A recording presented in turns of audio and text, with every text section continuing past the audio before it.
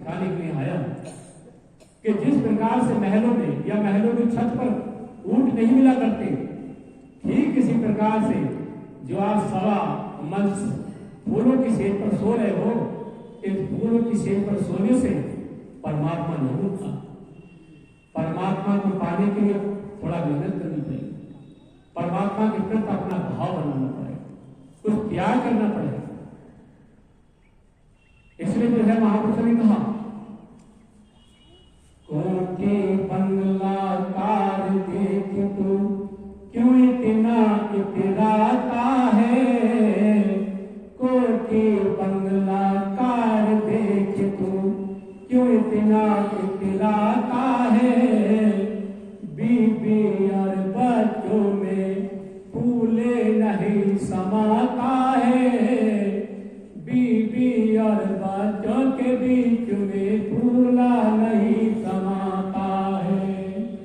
एक तो 4 दिनों की चांदनी है, एक तो 4 दिनों की चांदनी है, फिर आएगा अंधेरा मूरख बंदे, क्या है जग में तेरा ओ मूरख बंदे, क्या है जग में तेरा।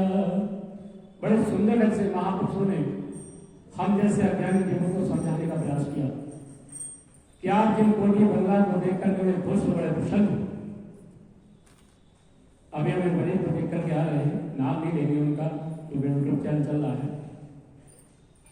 बहुत मरीज बहुत रो रहा था, बहुत रो रहा था। हमने उनको कहा कि आपने नाम तो किसी दिया नहीं, पर जैसे भी आप भगवान का नाम ले सकते वैसे नाम लो। परिवार आपका कुशल है, बाल बच्चे नाती पोता सब हैं आपके।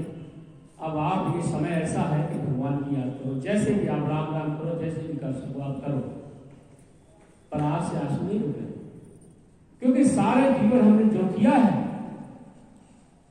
हमारा ध्यान हमारी आशा वही है। गीता में कहा भगवान के समय कि जहां जिसकी आशा तो वहीं उसकी आशा।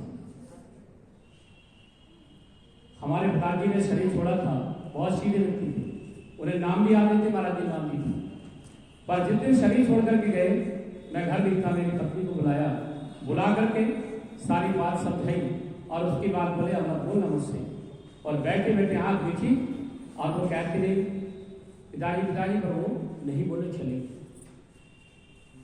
पर उससे 8 दिन पहले उन्होंने मुझको बुला करके कहा कि बेटा 3 लोग आए हैं सफेद कपड़े वाले। मुझे हंसी आई, मैंने कहा हजूर कृपाल सिंह महाराज, स्वामी जी महाराज, कुल भैया जी महाराज आए नहीं, चले। तो हमारे जब सारे जीवन हमने गुरु के हुक्म में रह करके साधना की है, भजन किया है, थोड़ा सही है ज्यादा सही, तो अंत समय आपको गुरु की याद आएगी, परमात्मा की वो धुन, वो नाद जरूर आएगा या वो पर प्रकाश जरूर आएगा, तभी हमें सही मार्ग सही रास्ता मिल सकेगा।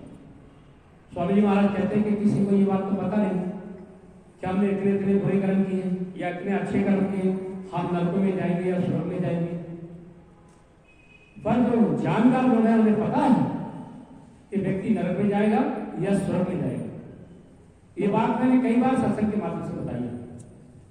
नरक में जाने वाले की पहचान है कि जीव आत्मा जब शरीर को चोले को छोड़ करके जाती है और नीचे के रास्ते से निकल जाए, मल मूत्र के रास्ते से निकल जाए, किसी की जो है लैट्रिन हो जाती, किसी की पेशाब निकल जाती है, समझ लीजिए कि जीव आत्मा घोर नरक में चली गई लंबे समय के लिए, जो वो जवान तक लंबे समय के लिए ये जीव आत्मा घोर नरक में चली गई।